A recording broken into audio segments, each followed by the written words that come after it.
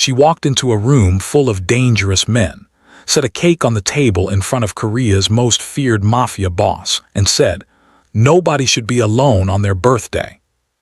He hadn't smiled in 3 years. He smiled. And every man in that room, men who had killed for him, bled for him, buried bodies for him, felt something crack open in their chests that they couldn't explain.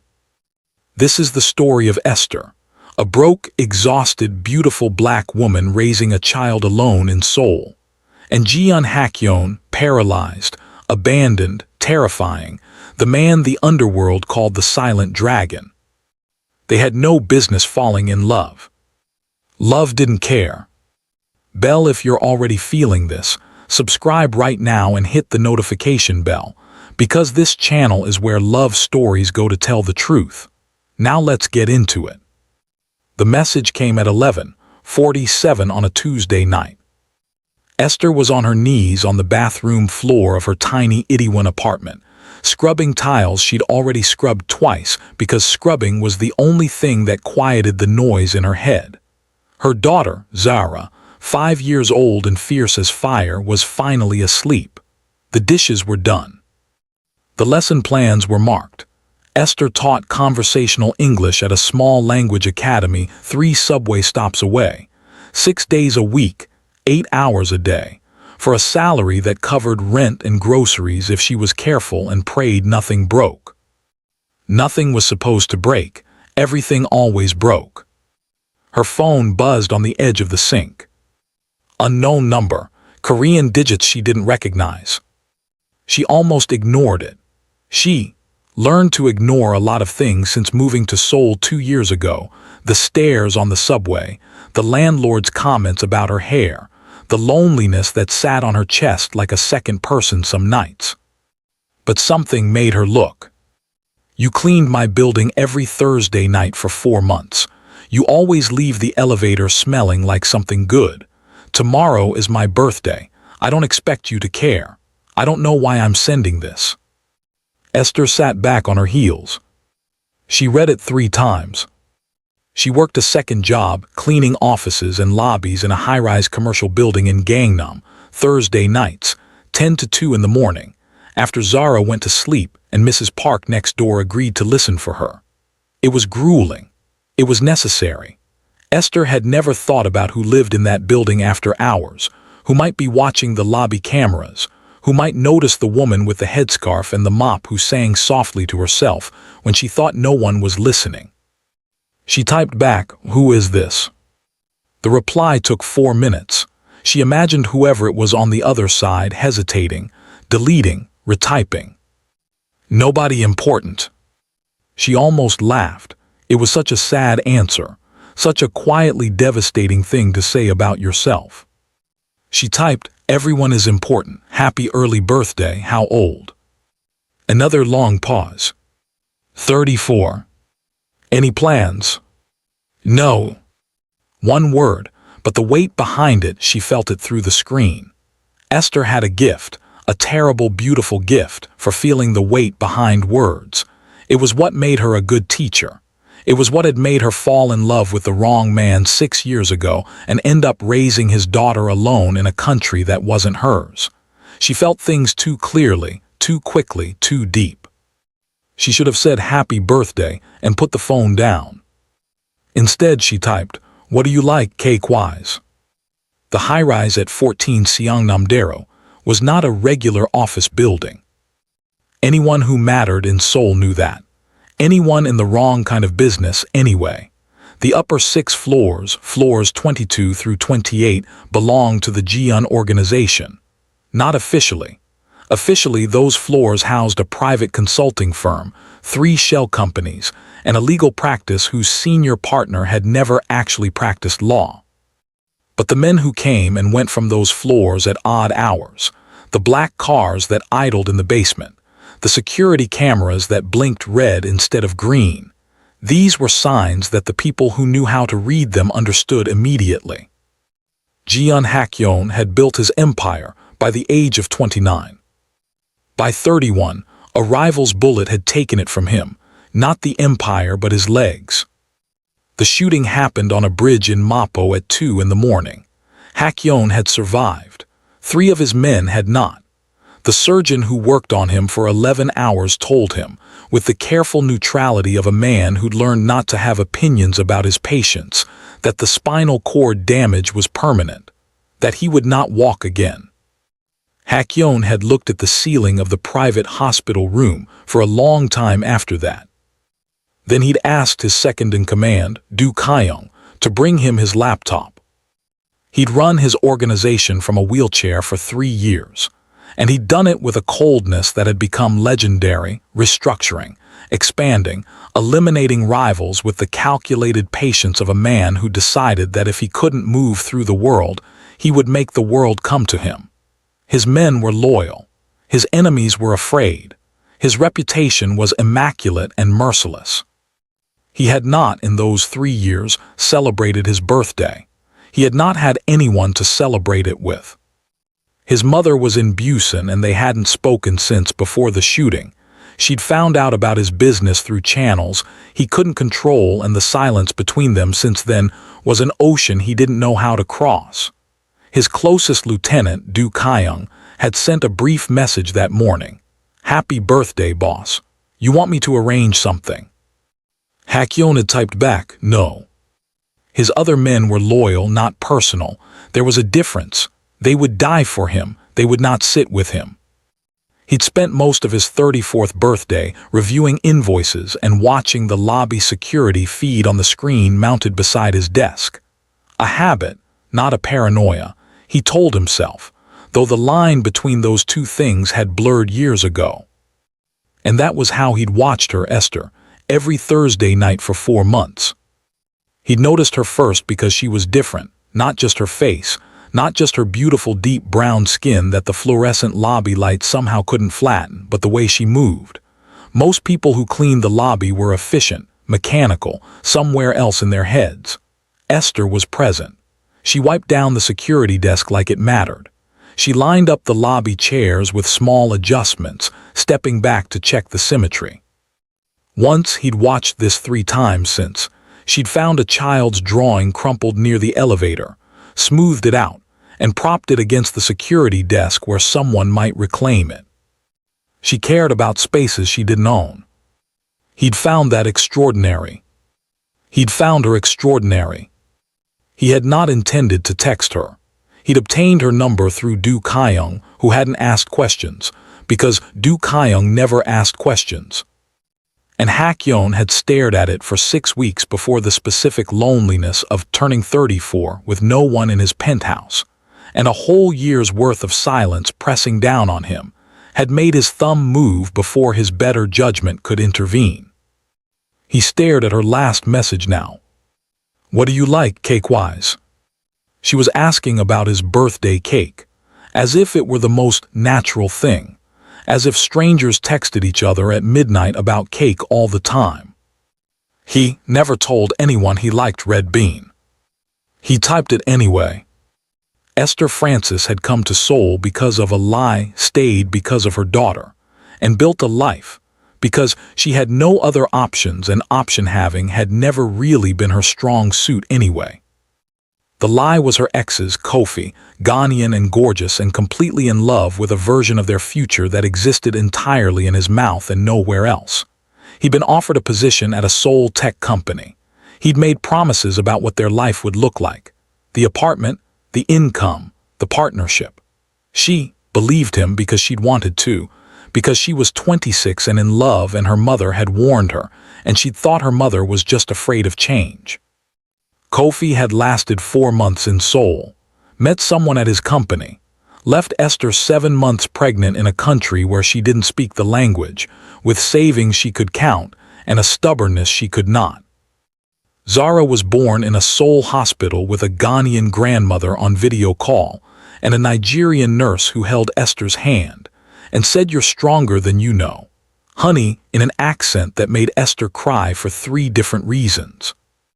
She stayed because leaving felt like losing, because she'd already enrolled in Korean language classes, because Zara's first sounds were a mix of English and Korean syllables, and something about that hybrid little voice felt like a sign. Because Esther was, at her absolute core, a woman who finished what she started even when starting had been a mistake. She loved Seoul. She resented loving it. She learned the subway system and the food and the rhythms of the neighborhood, and she had Mrs. Park next door who was 70 and sharp and loved Zara like a grandchild. And she had her students at the academy who brought her tangerines in winter and asked her questions about Africa with a genuine curiosity that touched her even when it exhausted her. She was lonely in the particular way of people who are surrounded by life, but have no one to call at 2 a.m. And now there was this man, this unknown number, asking about nothing and somehow asking about everything. She bought the red bean cake on her way home from the academy Wednesday evening, Zara on her hip, the box balanced in her other hand. Zara wanted to know whose birthday it was. Esther said a friend. Zara said what friend? Esther said a new friend. Zara, with the devastating logic of 5-year-olds, said you don't have new friends, mommy. Esther laughed so hard she nearly dropped the box. She messaged him that night, I have your cake. Thursday I clean your building. Where exactly are you? The reply, floor 27, East Wing. I'll tell security to expect you. A pause then. You don't have to do this. She typed, I know. That's exactly why I'm doing it. The security guard at the desk Thursday night, a broad man with a neck like a tree trunk who looked like he'd seen everything, looked at Esther, looked at the cake box, and said nothing for 5 full seconds. Then he picked up a phone, said 3 words she couldn't catch, listened, and hung up. 27th floor, he said. East elevator only, don't stop on other floors. Esther nodded like this was normal. Her heart was doing something complicated in her chest. The elevator opened onto a corridor that looked nothing like an office. Dark wood paneling, low lighting, the smell of cedar and something expensive she couldn't name. 2 more men outside a set of double doors, both watching her with the particular stillness of people trained to be dangerous. She held the cake box with both hands. Esther, one of them said. Yes. He opened the door. The room was large and dim and full of the specific silence of a space that contained only one person and all their thoughts. Floor to ceiling, windows looked out over the glittering grid of Seoul at night. A desk the size of a small country. Bookshelves along one wall, real books, many of them, spines worn with actual reading. And in the center of the room, positioned to face the window, a wheelchair. And in the wheelchair, the man. Jeon Hak-yeon was not what she'd expected. She didn't know what she'd expected. The voice of his text had been quiet, almost tentative. But the man in the wheelchair was large, broad shoulders under a black shirt, arms that were heavily tattooed from wrist to collar, a jaw that looked like it had been designed for stubbornness. He had the kind of face that was handsome the way certain weather was beautiful, impressive, a little frightening, not entirely safe. He was staring at her like he couldn't decide whether to be grateful or horrified that she'd actually come. Esther set the cake box on his desk, opened it, and turned it to face him. Red bean, white frosting. 1 candle, she'd bought the number 3 and number 4 and put them side by side.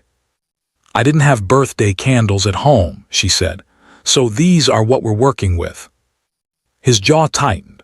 She thought for one terrible second that she'd made a catastrophic mistake, that this was an insane thing she'd done, coming up here alone, to a man she didn't know, in a building that clearly housed people who solved problems with means she didn't want to think about.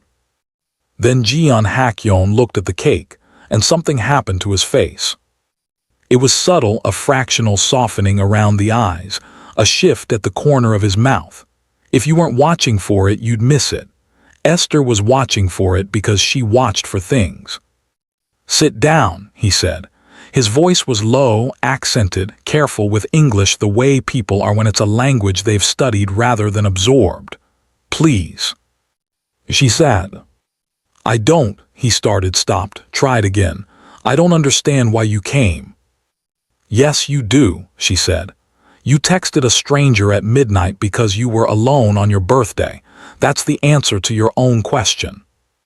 He looked at her for a long moment. You're not afraid of me. Should I be? Most people are. Most people haven't met me either. She pulled a lighter from her pocket and lit the candles. Make a wish.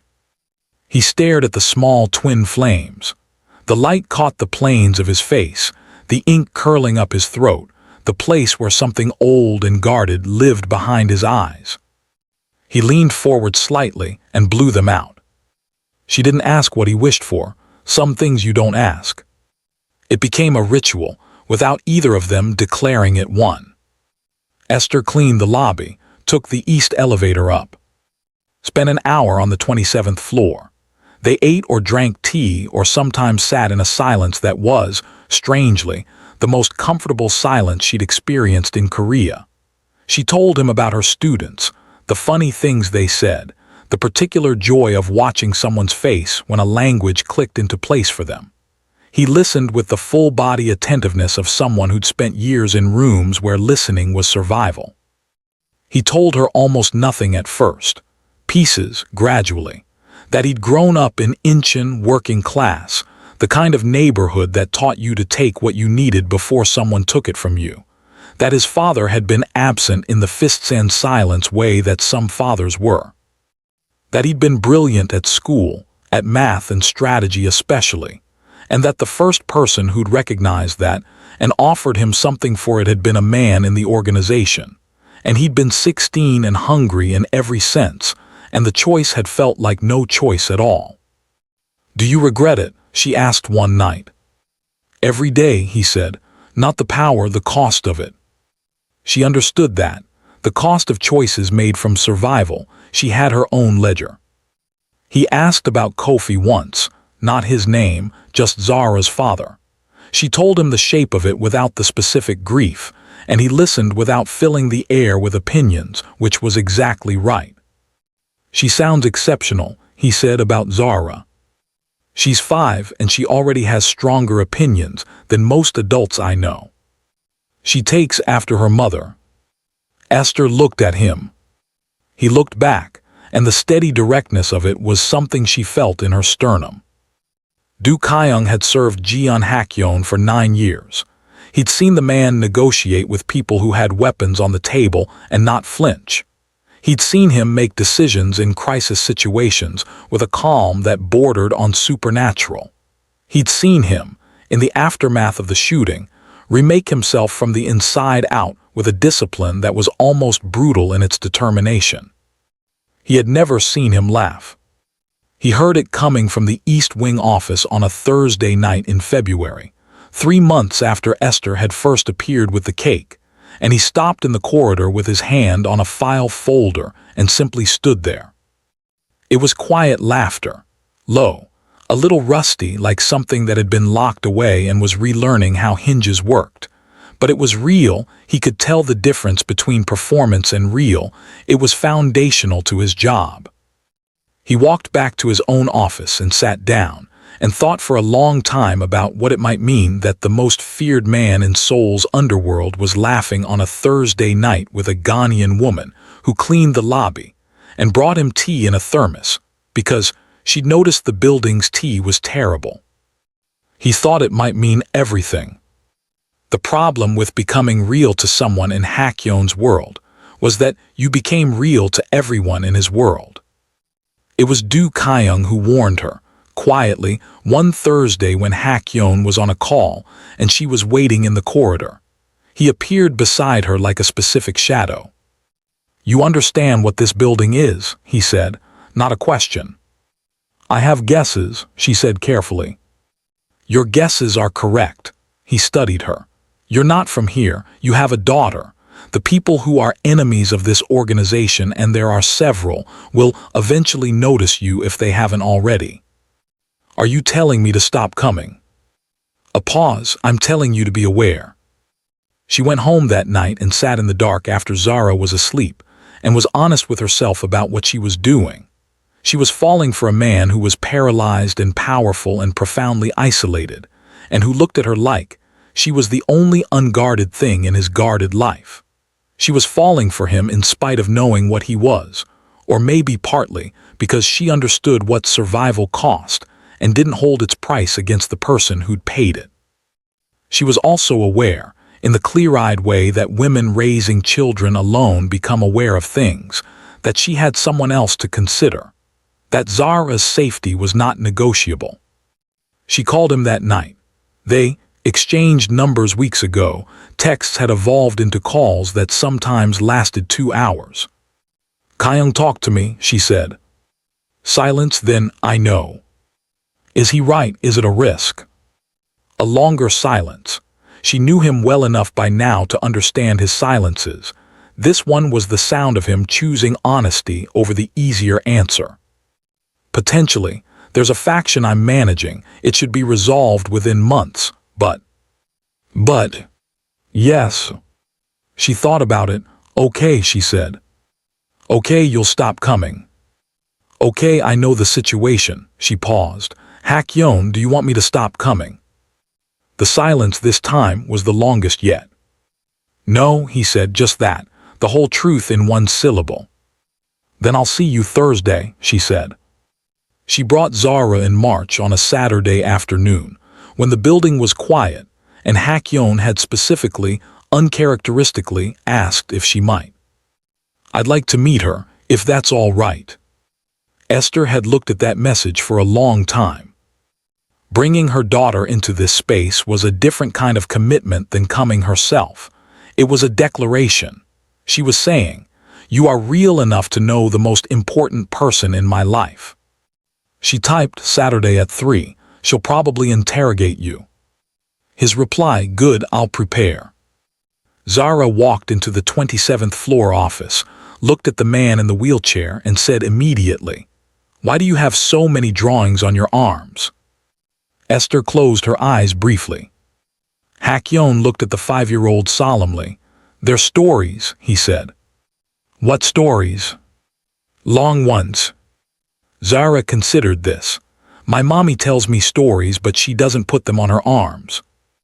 "Your mommy is smarter than me." Zara nodded, satisfied with this answer, and then noticed the view from the windows and pressed her entire face against the glass, leaving a small smudge. Esther moved to wipe it, and Hak-yeon said, quietly, "Leave it," and she looked at him, and the expression on his face was something she knew she'd remember for the rest of her life. He was looking at the small smudge on his floor-to-ceiling window like it was the best thing that had ever happened to his building. The crisis Du Kyung had alluded to arrived in April. Esther didn't learn about it directly. She learned about it the way civilians learn about things that happen in a world they're adjacent to. Through the changed quality of his silence, through the messages that came slower and shorter, through the Thursday when she arrived, and the energy in the building was high voltage and taut. He was on the phone when she came in.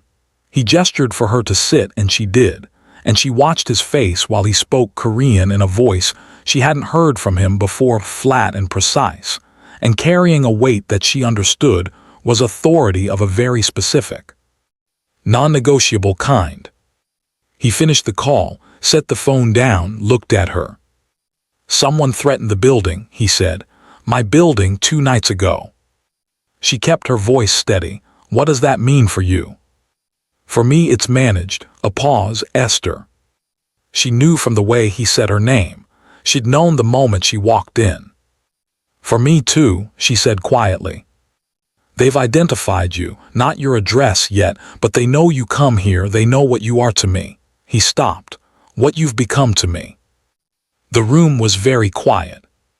She asked, "What have I become to you?" He looked at her with that direct, guarded, slowly opening honesty that she'd spent months learning to read. "Everything I didn't plan for," he said. "Everything I'd given up assuming was available to someone like me." She stood up, walked to him, stood in front of his wheelchair and looked at him at eye level and said, "Then you handle your side and I'll handle mine, and we handle it together. That's how this works." "You're not afraid," he said again, the same thing he'd said the first night but different now, wondering, not testing. "I'm terrified," she said honestly. I'm terrified every day about Zara and money and the future, and about how I feel about you, which frankly is also terrifying. But afraid doesn't mean stopped. My mother taught me that." He reached up and took her hand. His hand was large and tattooed, and it closed around hers with a careful deliberateness, the kind of touch from someone who hasn't touched gently in a long time and is remembering how. "Your mother sounds formidable," he said. "She'd like you," Esther said. "She's always liked complicated." He almost smiled. Then he did smile, and it was exactly as devastating as the first one 3 months ago with the birthday cake. The faction threat was neutralized. Esther didn't ask for details, and he didn't offer them, and that was a boundary they'd found by instinct and honored by choice. Do Kyung arranged additional, discreet security for Esther and Zara's building. She'd agreed to it after one long conversation in which they were honest about what their reality was and what it would require. She didn't pretend he was something other than what he was. He didn't pretend his world was safe or simple or separable from who he'd become. What they built was real because they were honest about all of it, not despite it. She still cleaned the lobby on Thursday nights. She went up afterward. Gradually, more things changed. He began joining video calls with his overseas contacts at hours that let him be free by 10. He began, slowly, to allow the staff who worked for him to see that there was something human and specific on the 27th floor. He called his mother in Busan. Esther sat in the room while he did, not because he asked, but because he'd mentioned it for weeks and couldn't seem to start in her presence. He'd said once, made silence feel less final. She heard his mother cry through the phone, heard his voice change, lose its controlled edge, go younger. After he sat for a long time by the window. Esther brought him tea. "Thank you," he said, and he wasn't talking about the tea. "Don't thank me," she said. "Just don't go quiet again. I like talking to you." "I like talking to you too," he said. "I like everything about you." "That's very honest. You make me want to be." In October, exactly 1 year after the first text, Esther arrived on the 27th floor to find it transformed. Not dramatically. Hak-yeon didn't do dramatic, but the lights were warmer and there were flowers on the desk, deep orange and red, the colors of Ghana's flag, she realized, and her throat tightened. Music played low, a mix of Korean ballads and West African highlife that she recognized as a playlist she'd once mentioned on a call. Do Kyung was there, and 3 of the other senior men, and they all looked slightly uncomfortable in the way that people who have spent their careers being frightening look when they're trying to be warm, and it was the most touching thing she'd ever seen. Zara was on Hak-yeon's lap in his wheelchair, having climbed there entirely uninvited the way 5-year-olds do, pointing at his tattoos and demanding the stories for each one, and he was telling them in a low voice, edited, she assumed, but told with care. Esther stood in the doorway. He looked up. "I thought," he said across the room, "that last year you were the only one who showed up for my birthday." He held Zara a little closer. "This year I wanted to show you what showing up looks like when I do it." Do Kyung coughed. It sounded like it might have been a man trying not to feel something. Esther walked into the room. She sat beside his wheelchair, close enough that their hands could find each other, which they did. "Next year," Zara announced from her perch to the room at large, "I want a bigger cake." The 27th floor, that quiet, guarded, carefully controlled space, filled with laughter.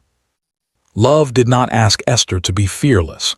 It asked her to move through fear without letting it make the decision. Love did not ask Hak-yeon to be different, to undo his world or apologize for his survival. It asked him to be honest about who he was and to let someone choose him anyway, eyes open. Love asked Zara nothing. She just loved freely, the way children do, before the world teaches them to audit their feelings. And that free, uncalculating love, a small girl pressing her face to a dangerous man's window, a small girl demanding tattoo stories, A small girl falling asleep in a wheelchair in a room that used to be only silence. That love was the seed of everything else. Love, in the end, is the most radical act of all. It asks nothing about whether the situation is convenient. It asks only, are you willing to show up? Esther had showed up with a cake. That was where it started. That is where it ends. Not an ending, but a deepening. Two people learning the language of each other's specific, real, complicated lives. The silent dragon, no longer silent. Esther no longer alone. Zara asleep in the room, dreaming whatever 5-year-olds dream. And Seoul, vast and lit and indifferent outside the windows, containing this small, improbable, completely true thing. If this story moved you, subscribe right now. This is the channel where love gets to be complex, where African women get to be the leads, where the stories are rich and deep and worth staying for. Hit that notification bell so you never miss a story. We are building a community of people who believe love, real love, is worth the telling. Before you go, we need to know. Where are you watching from, and what time is it where you are? Drop it in the comments. We love knowing our community is spread across the world. And now the most important question. State 3 major lessons you learned from Esther and Hak-yeon's story. Take a moment, be honest with yourself.